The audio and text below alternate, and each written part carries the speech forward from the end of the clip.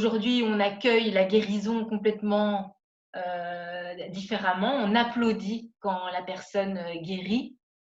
Donc, j'ai vu ça dans différents hôpitaux. Et puis aussi, voilà, de se rendre compte que vraiment la mort, elle fait partie de cette vie aussi, quoi. Je veux dire, il y a vraiment une prise de conscience, je pense. Alors oui, on découvre, enfin, quand je dis on, c'est à la fois la population, c'est à la fois certains soignants qui sont peut-être moins habitués d'une certaine manière à rencontrer des patients qui décèdent, parce qu'il y a des services de spécialité où on ne décède pas beaucoup, et heureusement. Là, finalement, il y a une prise de conscience générale, on ne sait pas ce qu'elle donnera plus tard, mais en tout cas, il y a une espèce de redécouverte que tout n'est qu'éphémère et qu'on a intérêt, effectivement, peut-être à vivre les choses avec un peu plus d'intensité. C'est ça. Ça, c'est vraiment une question assez profonde dont on verra certainement les effets de cette crise un peu plus tard, hein, pour voir si ça laisse des traces ou pas. C'est pas sûr d'ailleurs.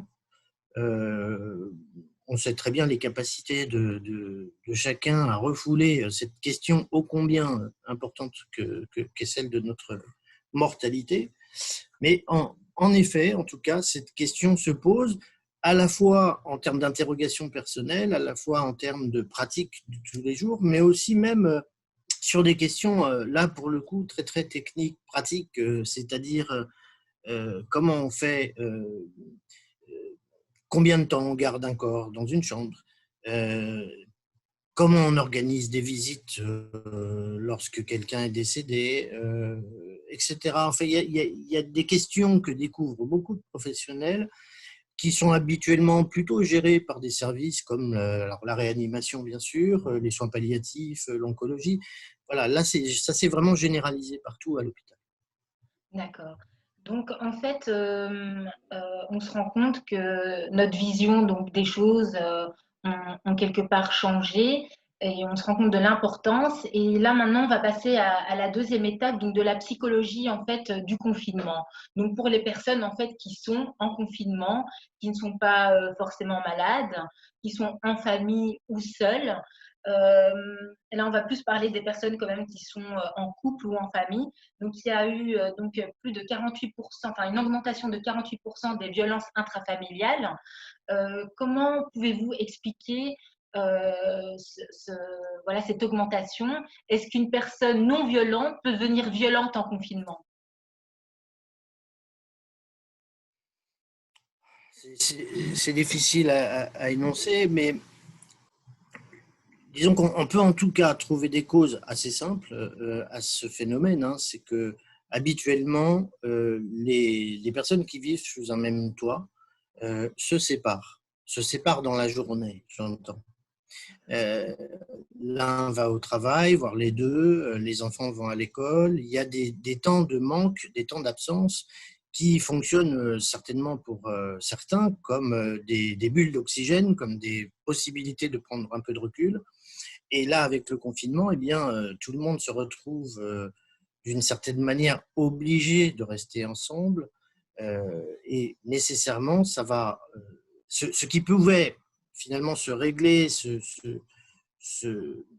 s'ajuster dans le quotidien d'avant, dans ce temps de confinement, ne peut plus être évacué. Alors, bien sûr, il y a des possibilités d'aller faire un tour, mais on sait qu'elles sont limitées.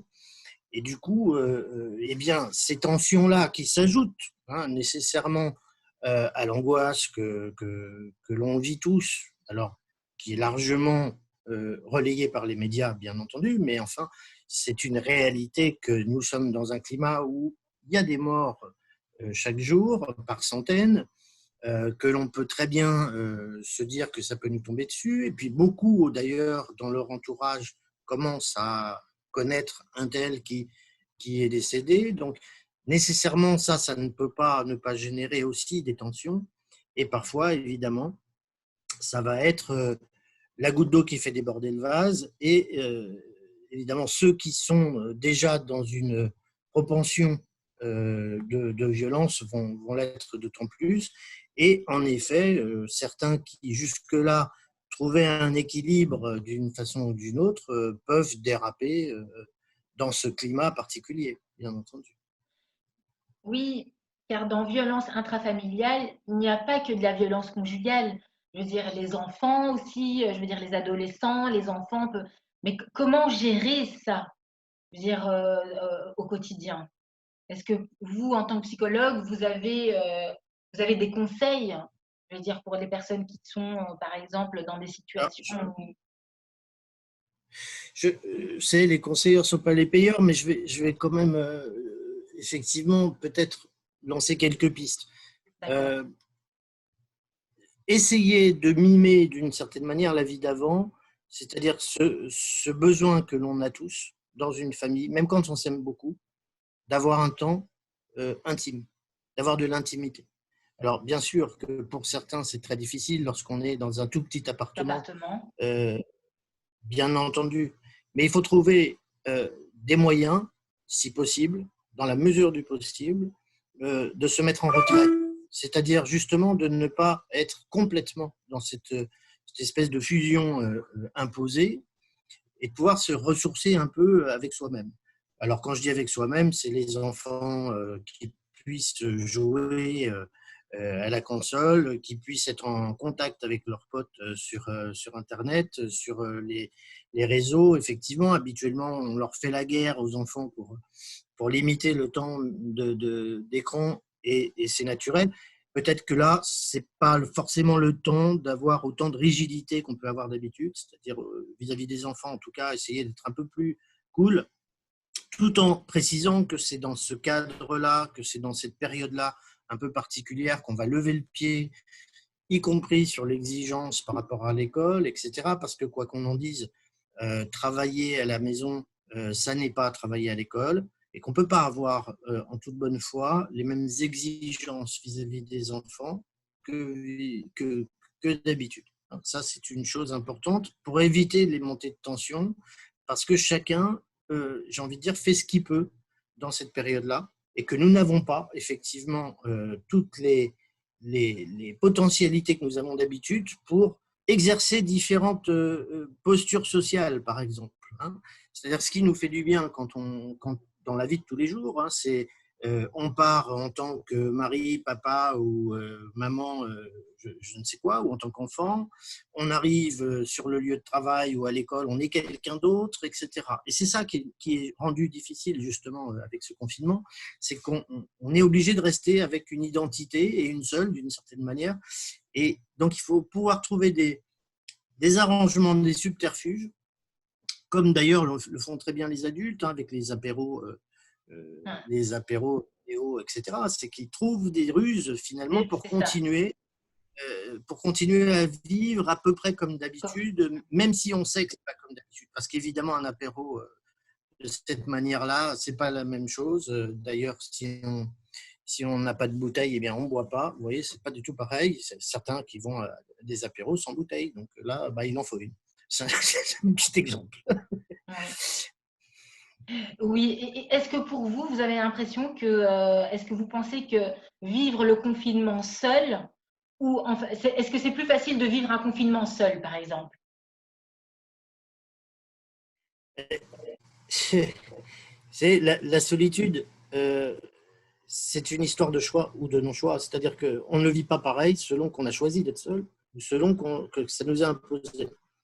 Donc ça, c'est évident. Il y a des gens qui sont très bien seuls, qui ont une capacité à vivre seuls, qui, effectivement, pour lesquels, finalement, le confinement ne change pas grand-chose. Et puis, vous avez effectivement des gens qui ne peuvent pas supporter. Hein. C'est ce qu'on appelle la capacité d'être seul en psychanalyse. Eh bien, vous avez des gens qui sont dans l'incapacité d'être seuls, ou en tout cas qui se sentent incapables. Ça ne veut pas dire qu'ils le sont. Et là, dans ce cas de figure que l'on traverse, vous avez toutes les situations possibles. Vous avez des gens qui se sont retrouvés coincés quelque part, C'est ça. qui n'ont Je pas pu pensais exactement. rejoindre leurs Ouais, proches. c'est ça. Voilà. Voilà, vous avez plein de cas de figure. Donc, dans certains cas, ça ne sera pas un problème parce que l'expérience de la vie, les choix qu'on a faits font que finalement, on traverse cette solitude sans problème. Et inversement, vous avez des gens qui auraient certainement préféré être seuls ou être avec quelqu'un d'autre. Hein. Parfois, Mhm. il ne faut pas se cacher la face. Donc, Ouais, évidemment que j'ai envie de dire qu'on est dans le cas par cas. d'accord, d'accord. Après, il y a quand même ce sentiment d'angoisse et de panique qui peut subvenir à certains moments. Vous avez expliqué aussi que donc les émotions sont décuplées, on peut être en dents de scie. Comment faire pour pas sombrer, je veux dire, à cette angoisse de se dire que le monde ne sera plus comme on l'a connu, quoi. De pouvoir sortir, aller au restaurant, où il y a même eu des moments de personnes qui se sont retrouvées dans une période d'angoisse où elles se sont dit: «Ah, je ne pourrai plus jamais sortir». Vous voyez ce que je veux dire? Il y a la psyché quand même qui nous joue des tours. Vous savez, je pense que la manière dont cette crise agit en chacun dépend du potentiel que nous avons chacun à être angoissé. Et finalement, cette crise est un révélateur de beaucoup de choses et aussi de nos angoisses, hein, à chacun. Et nous n'avons pas forcément les mêmes. Et bien entendu que là, pour le coup, euh, se demander finalement ce qui va se passer, s'en inquiéter, enfin, c'est-à-dire supporter, traverser cette incertitude, euh, va demander effectivement d'avoir un minimum de tranquillité intérieure pour pouvoir se traverser sans trop de dégâts. Si nous sommes à la base extrêmement anxieux, évidemment que ces questions vont prendre une dimension encore plus importante. C'est ça. Donc, finalement, tout dépend de l'état dans lequel nous étions avant la crise, y compris vis-à-vis de la mort, bien entendu, puisque cette question du lendemain, elle renvoie à ça, au fond. Donc, bien entendu que entre cette question-là et les questions qu'on a, il y a tous les prétextes possibles hein, sur est-ce qu'on va partir en vacances, etc. Et fort heureusement qu'on peut se poser des questions aussi futiles d'une certaine manière, parce que celle de la mort, on aurait vite fait le tour hein, d'une certaine manière, parce qu'on n'a aucune réponse. Là, pour le coup, l'incertitude, à moins de puiser dans des sphères spirituelles ou C'est ça. religieuses, mais sinon, bon, voilà, c'est vite réglé. Euh, euh, mais en revanche, effectivement, pour ceux qui ont énormément de mal à vivre cette incertitude de comment vont se passer les choses sur, effectivement, est-ce qu'on va aller au restaurant, est-ce qu'on va pouvoir se faire la bise, etc. Enfin, des choses du quotidien euh, en principe, ne doivent pas nous mettre dans une paralysie totale. Voilà, si c'est le cas, eh bien, probablement qu'il faudra aller consulter, aller creuser ce qui, dans sa propre difficulté, est personnel, j'ai envie de dire. Voilà, pas une histoire de confinement et pas une histoire de déconfinement, mais quelque chose que c'est venu toucher en soi. En dehors de l'hôpital, est-ce que vous recevez encore chez vous ou à votre cabinet? Là, les activités actuellement sont pour la plupart mises en suspens. Vous avez, alors, quand en tout cas je discute avec des collègues, parce que c'est toujours bien d'avoir une vie un peu plus large que la sienne, euh, vous avez un certain nombre de personnes qui ont joué le jeu d'une certaine manière des téléconsultations, et puis d'autres qui ne s'y retrouvent pas, d'autres qui ne voient pas ça comme ça, comme une évidence. Y compris chez les psys d'ailleurs, hein, qui eux-mêmes ne sont pas tous unanimes sur cette transposition d'une relation réelle à une relation virtuelle. Donc, en effet, pour l'instant, là aussi, c'est le statu quo, sans parler de l'inquiétude, et là qui est beaucoup plus générale que les psys, mais qui les touche aussi en libéral, c'est-à-dire est-ce qu'ils vont pouvoir reprendre une activité. Ça, c'est très concret pour le Donc il y coup. a la On n'est question pas économique forcément aussi. seulement. Donc il y a aussi le souci évidemment de pouvoir reprendre le travail en cours avec les personnes que l'on reçoit, bien entendu. Hein. C'est pas parce qu'on est dans cette situation-là que les patients sont oubliés par les psys, bien au contraire. Mais parfois, pour diverses raisons, c'est remis à demain, et ce demain est incertain. Même Donc, si on nous dit, effectivement, on nous promet un déconfinement, il reste à voir. Concrètement, on ne connaît aucune modalité de cela. donc, on en vient au déconfinement. Donc, ça, c'est la troisième partie en fait de cette interview. Donc, c'est normalement bientôt le 11 mai, comme le président Macron nous a confié à sa dernière allocution. Que représente aujourd'hui, selon vous, psychologiquement, le déconfinement pour les Français? Quelles sensations ont aujourd'hui les personnes confinées au déconfinement?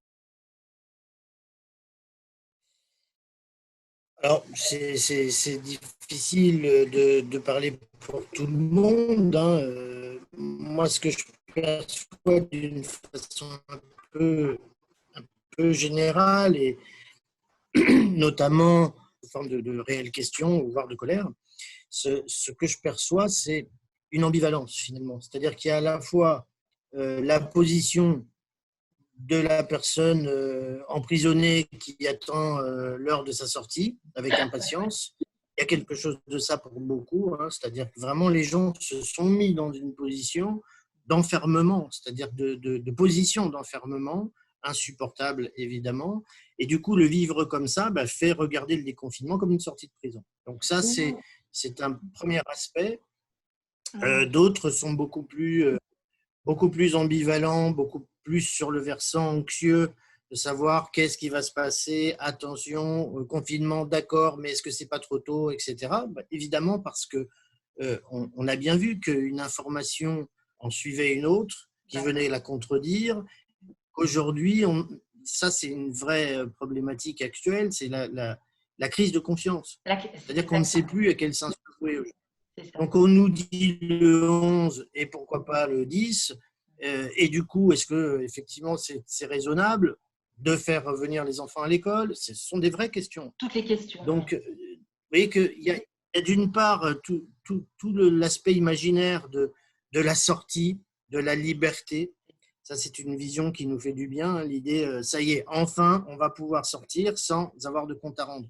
Sauf que ça n'est certainement pas comme ça que ça va se passer, et que très probablement, on aura des comptes à rendre dans le déconfinement, c'est-à-dire à dire où on va, et probablement que les petits papiers seront encore de mise pendant un bon moment, pour la simple et bonne raison que le déconfinement ne sera pas pour tous, qui ne sera pas partout, qui ne sera pas n'importe comment, donc il y aura forcément une nécessité de contrôler. Donc cette image, cette idée très très excitante d'une liberté comme si finalement on se retrouvait à nouveau dans les années 70, vous voyez, c'est-à-dire ça y est, hop, enfin on sort. Non, je pense que c'est un fantasme plus qu'autre chose. En revanche, évidemment, il y aura un peu plus de souplesse, la possibilité quand même de respirer un peu plus, mais attention aux désillusions, attention à constater que finalement ce dont on rêve plutôt, ne correspondra pas forcément à ce qu'on va vivre.